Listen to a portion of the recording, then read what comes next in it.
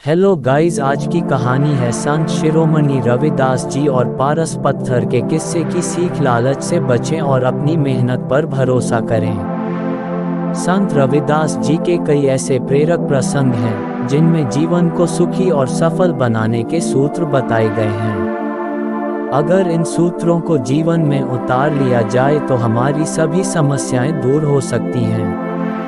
यहाँ जानिए संत रविदास जी से जुड़ा एक प्रसंग जिसमें उन्होंने लालच से बचने का संदेश दिया है। संत रविदास जी अपनी झोपड़ी में जूते बनाने का काम करते थे।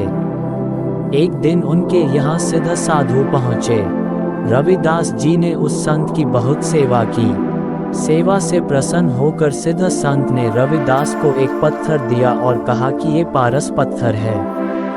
लोहे की जो चीज़ इस पत्थर पर स्पर्श होती है वह सोने की बन जाती है। इस पत्थर की मदद से तुम धनवान बन सकते हो। रविदास जी ने पारस पत्थर लेने से मना कर दिया।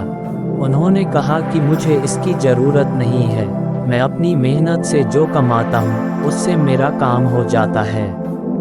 रविदास जी के मना करने के बाद भी साधु ने उनकी बात नहीं मानी और उस पत्थर को झोपड़ी में ही एक जगह रख दिया और कहा कि तुम जब चाहो इसका इस्तेमाल कर लेना। ऐसा कहकर वह संत वहां से चले गए। काफी समय बाद वह संत फिर से रविदास जी के पास पहुंचे। उन्होंने देखा कि रविदास की स्थिति में कोई बदलाव नहीं हुआ है, वे आज भी उसी झोपड़ी में रह रहे हैं। रविदास जी की हालत देखकर साधु ने पूछा कि मैंने आपको पारस पत्थर दिया था, क्या आपने उसका इस्तेमाल नहीं किया? रविदास जी ने कहा कि वह पत्थर तो वहीं रखा जहां आप रख गए थे। साधु ने देखा तो पारस पत्थर वहीं रखा था।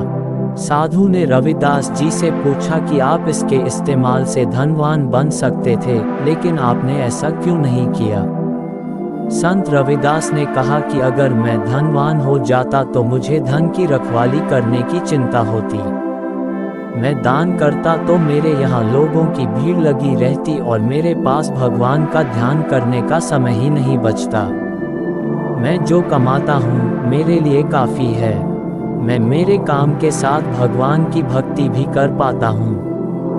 मेरे लिए यही सबसे ज़रूरी है।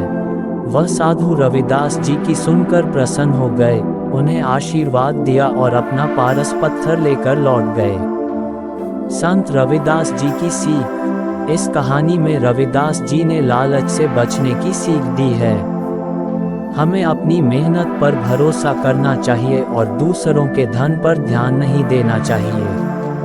अपने काम के साथ ही भक्ति भी करते रहना चाहिए।